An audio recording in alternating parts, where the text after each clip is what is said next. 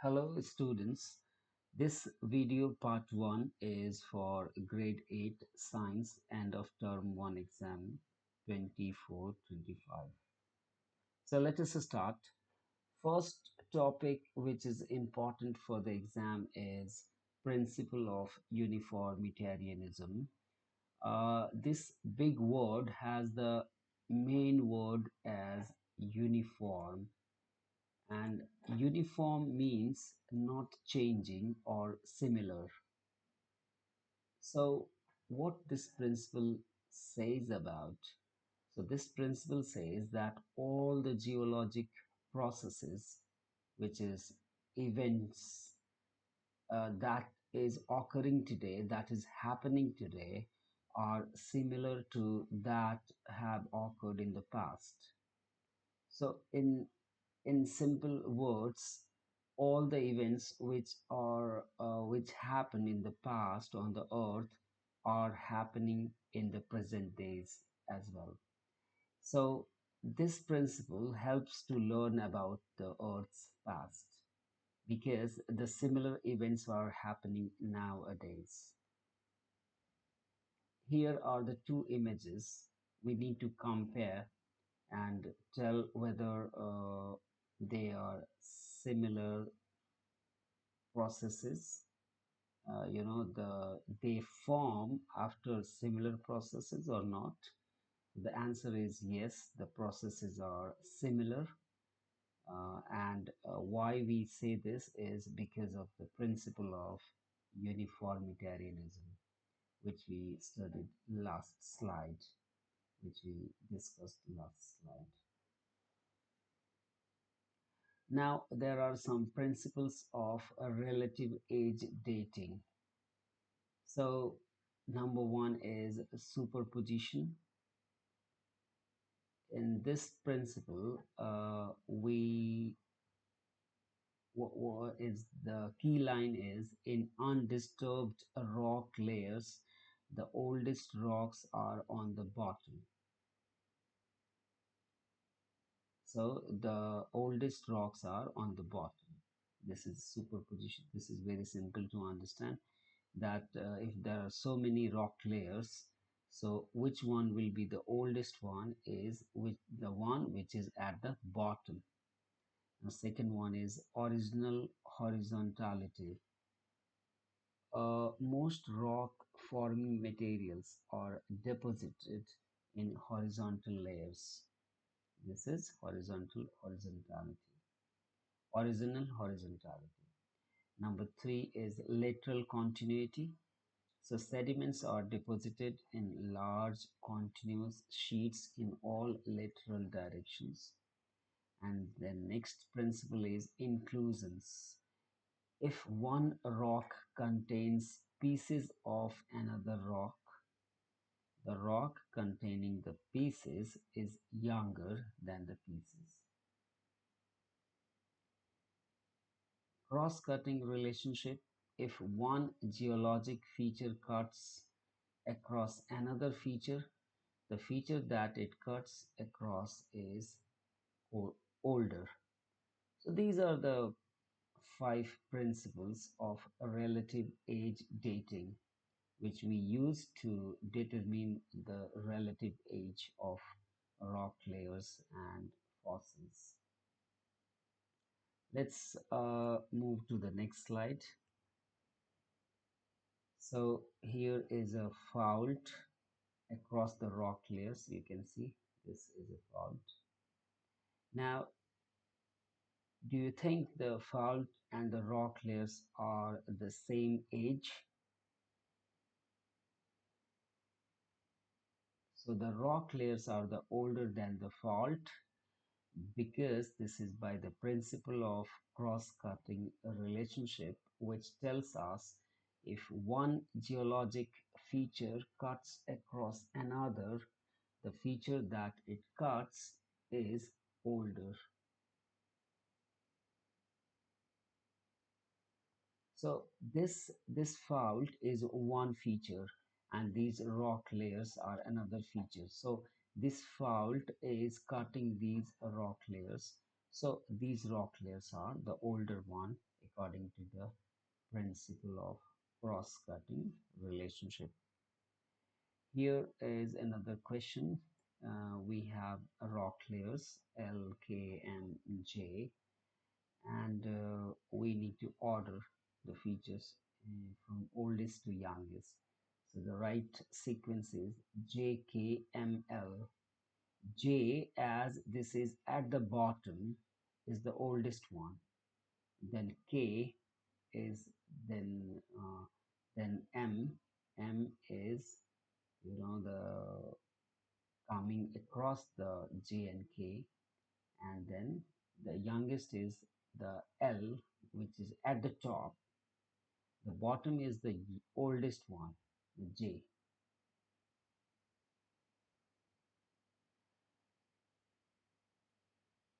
All the rock layers are not formed at the same time. Here is another question. Do you think that all of the rock layers in the picture formed at the same time? Why or why not? So the answer is no. All the rock layers are not formed at the same time. As the superposition principle says that the oldest rocks are on the bottom. So these are the oldest rocks, and these are the youngest rocks, as we can see, and as the principle of superposition states.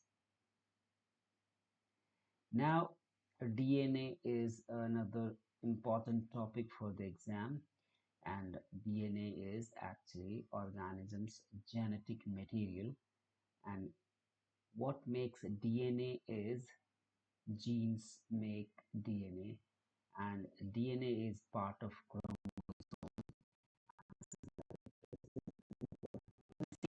it's like a zipper but twisted, and this shape is called double helix. Double helix. What are the importance of DNA? So it stores information or directions which is needed for an organism to grow, maintain, and reproduce. So you can understand that this is very, very essential thing for the organism, DNA, because it stores information which is needed to grow, maintain, and reproduce.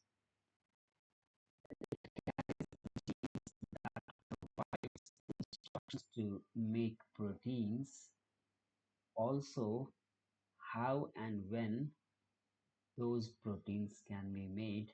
These instructions also these genes carry.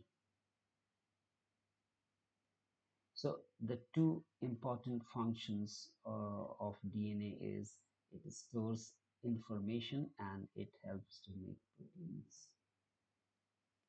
Now, strands of DNA in a chromosome are tightly coiled, as you can see, so that it can accommodate a number of DNAs. Now, RNA is made of nucleotides, and this is single stranded. On the other hand, if you remember, DNA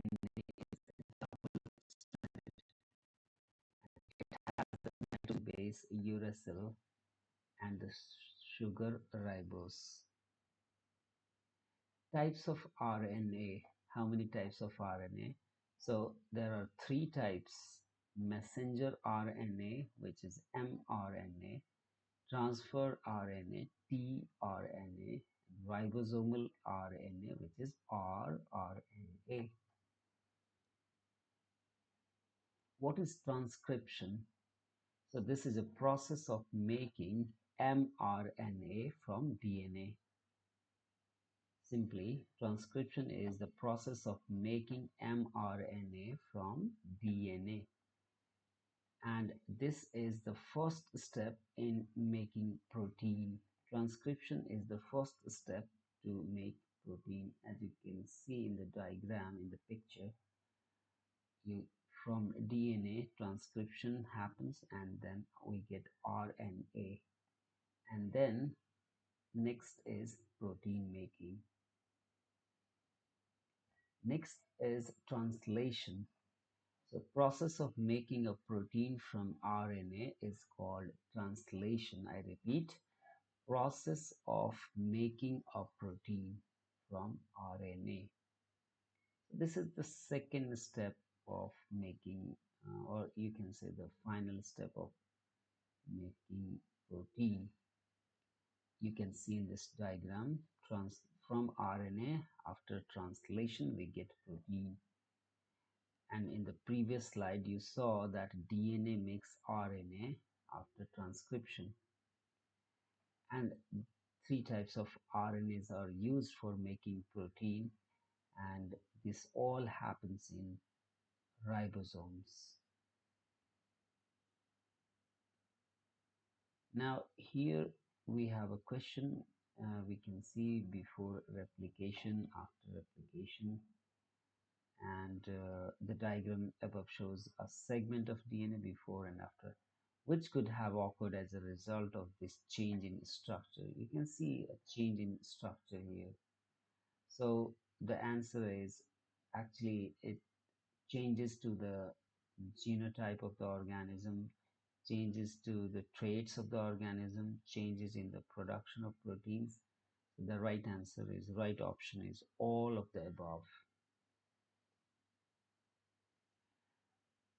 Here we have a mutation related question before replication and after replication. See, the effect of this mutation is that muscles become weaker. So what type of mutation is this? So we can say negative. Negative mutation is harmful for the organism, and positive is beneficial. Positive mutation gives the benefits to the organism. Neutral does not have any good or bad effect. Now, let us study more on mutation. So, mutation is permanent change in the sequence of DNA, and this causes production of different proteins, and it changes organisms' traits or features, and the results of mutation can be good, bad, neutral, and this causes also some disorders, some disease. What are the causes of mutations? So there are natural causes, and then there are environmental factors, which is, we can say, external factors, which is like exposure to X-rays, ultraviolet, radioactive materials, some chemicals, they can cause mutation. That's why it is strongly advised not to expose to X-rays for the long period of time. Here we have DNA sequence, and then we need to name the type of mutations present in A, B, C. As you can see, here is a substitution. This type of mutation is called substitution because here we see the change. This one CG is replaced by TA. So this is called substitution. Substitution, it means kind of displacement or change, replacement. Then next one is, you can see insertion, because you see there is here TA and AT and TA. So here one more is inserted. So this is called insertion. This type of mutation is called insertion. And this one is deletion. You can see there are that has been removed, that has been deleted. So that's why we see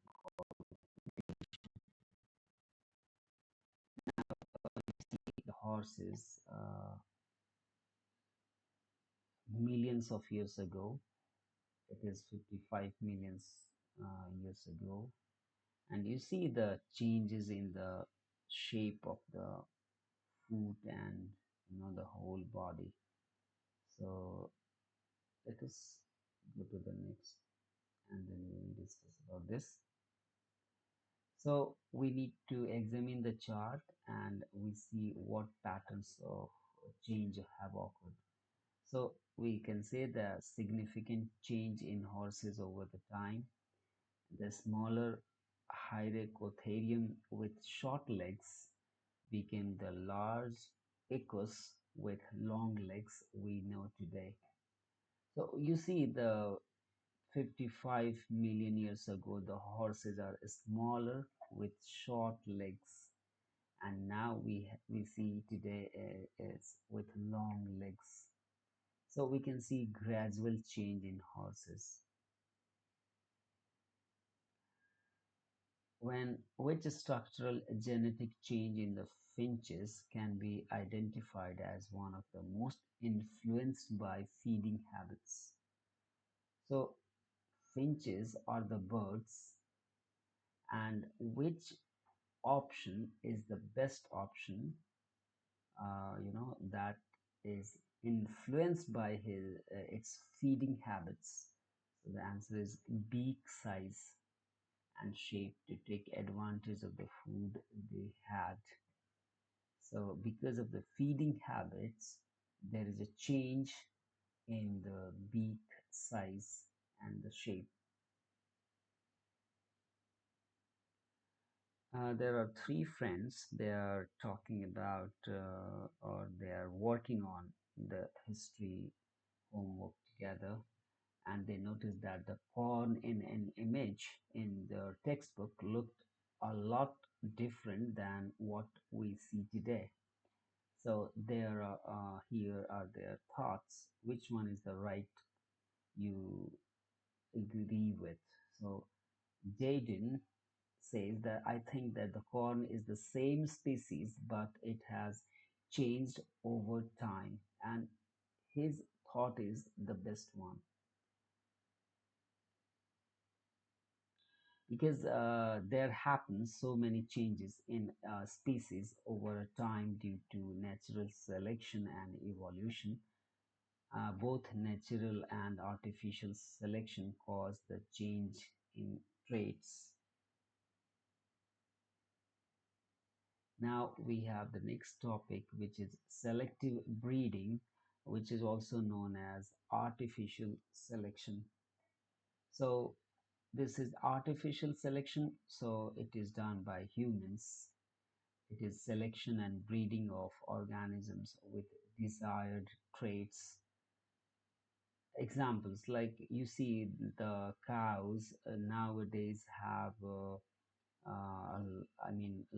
high level of milk, and you see the roses of different colors. So these are the result of selective breeding, which is also known as artificial, which is man-made, not natural. Can traits of organisms always be predicted with selective breeding? Explain how multiple causes can influence the traits of an organism. The answer is yes. Traits can always be predicted with selective breeding. We can estimate the traits in advance before. So, and selective breeding, genetic engineering, these are the some causes which can influence the traits of an organism. As we studied before about selective breeding, that selection and breeding of organisms with desired traits. Genetic engineering is actually the biological and chemical methods that change the arrangement of DNA, and genes also can be inserted into cells to change how those cells perform their normal functions. Here is a recombinant DNA, which is made by inserting a useful segment of DNA from one organism into a bacterium. This is called recombinant DNA. So let us move to the next slide. Why do all of these dogs look different? So the answer is by selecting breeding from the variations in the population. See, we have a natural variations in the population of the dogs. So by selective breeding from the variations, we can see different looks of the dog.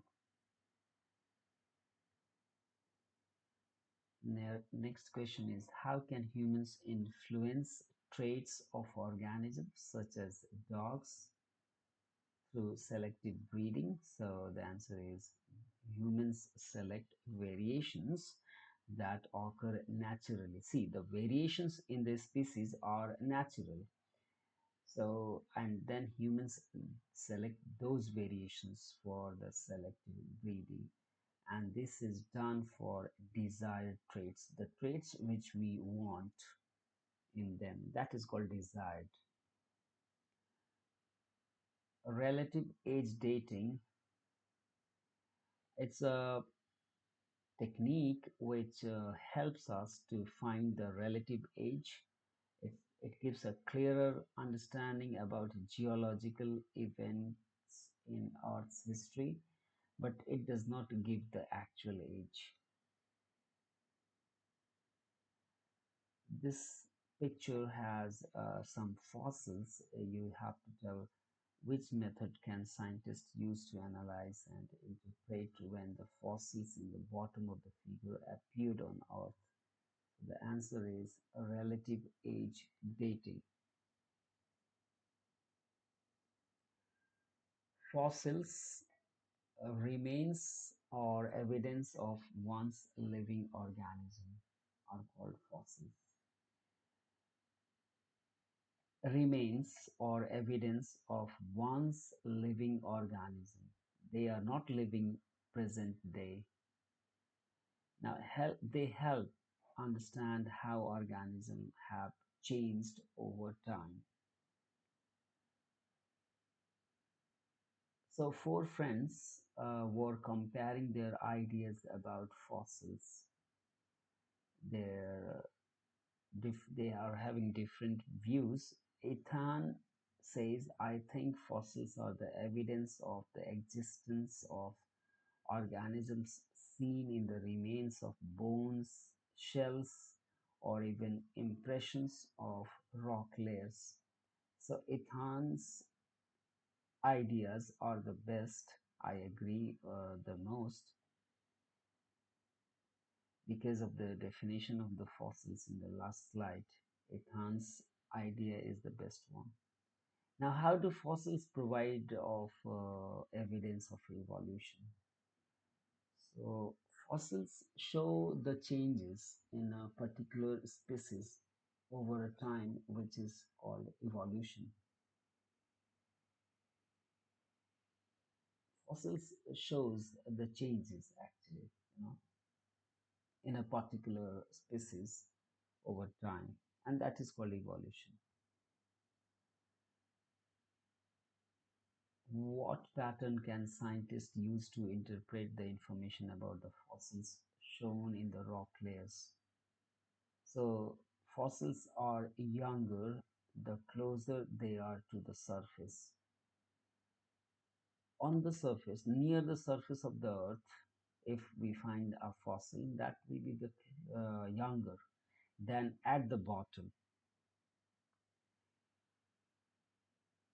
Here is a graph, and this graph is between different types of organism and number of amino acid differences, and differences in cytochrome C between various organisms and humans.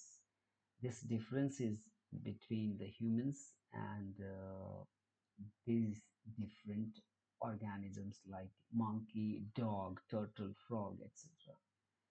So, which organisms do you think might be more closely related to each other? We have two options, a dog and a turtle, or a dog and a silkworm. Which pair are closely related? So, see, we have dog here and the turtle here, and silkworm is here. So we can see here the turtle bar and the frog bar are very close, very similar in the height.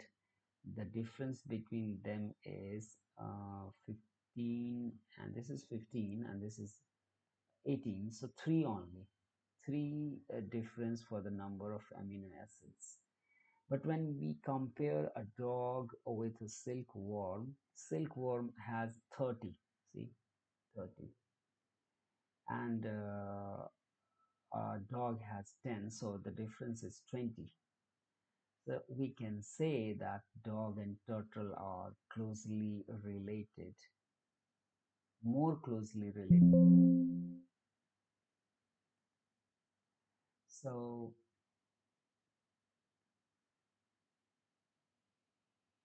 now next one is, which organism has the least difference in the number of amino acids in cytochrome C compared to humans, and which organism has the greatest difference? So just one please.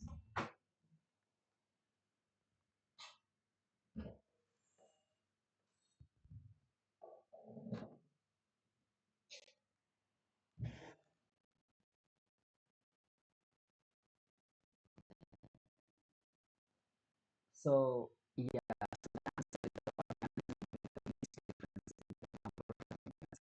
cy- cytochrome C compared to humans is monkey, versus monkey, and the organism with the greatest difference in the number of amino acids in cytochrome C compared to humans is yeast cell.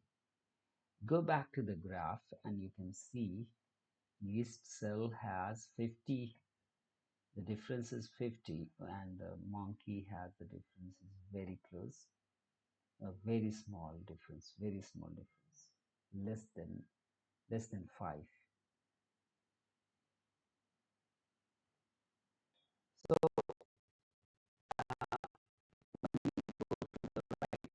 graph, we see the differences increase. So we can say that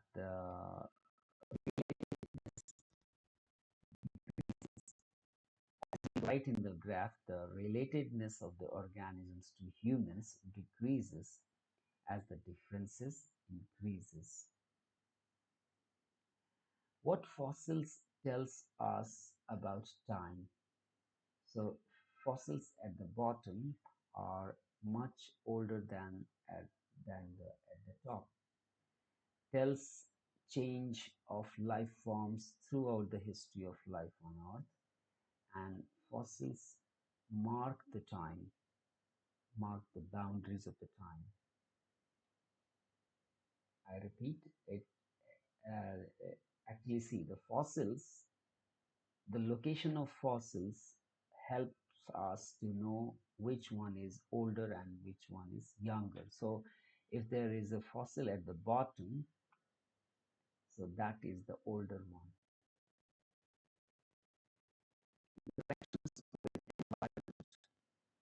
Organisms interact, including plants, they interact with the environments. They interact with the environment for living, for food, for safety. They interact with living and non-living parts of the environment. This is also important. They not only interact with living parts of the environment, but they interact with non-living. For example, they interact with the rocks, they interact with the water. So adaptations. Adaptation is the evolutionary process when an organism becomes better able to live in its habitat. So it's a process, it's evolutionary process when an organism becomes very comfortable to live in its house or habitat. So this is called adaptations. This is important for survival, food and safety.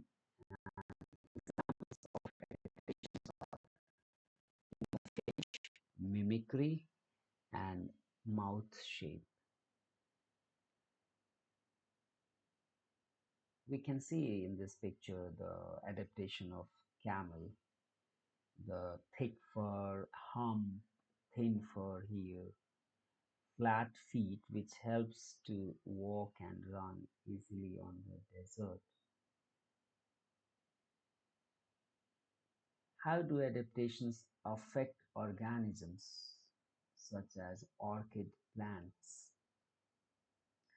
We discussed before that adaptations help in survival. Without it, organism may become extinct. So let us talk about adaptations in orchids. Orchids have roots with large surface area for fast absorption of water. They have large surface area roots. Their roots are large. They produce tiny seeds, which is easy for winds to scatter and helps in reproduction of the plants. And the large surface area of the root helps to absorb the water fast. And their secondary stems can hold stores of water for plants to sustain in the dry periods like summer days. Some release strong smell to attract insects to spread their pollen. Some orchid plants they release strong smell to attract insects to spread their pollen, and that helps in you know reproduction or production of more plants. Camouflage is the change in the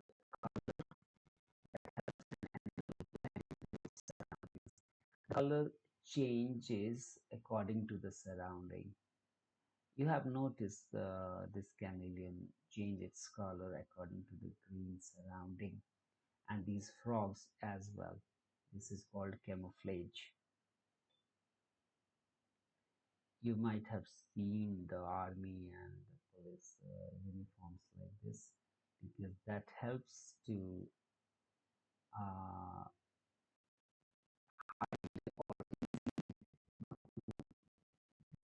in the jungle, in the forest.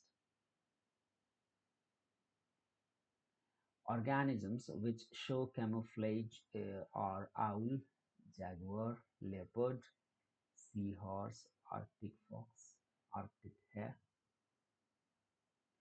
What are the benefits of camouflage? So, for defense from predators, to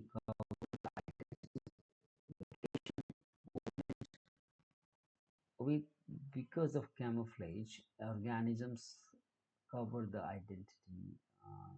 They move, but that is not so visible. For predators to kill prey and for survival. Now, next adaptation is mimicry. See, this is very interesting. They can change their shape, look like other organisms. Some organisms change their look to look like other organisms, and this they do to scare predators. This picture is camouflage, and this is mimicry.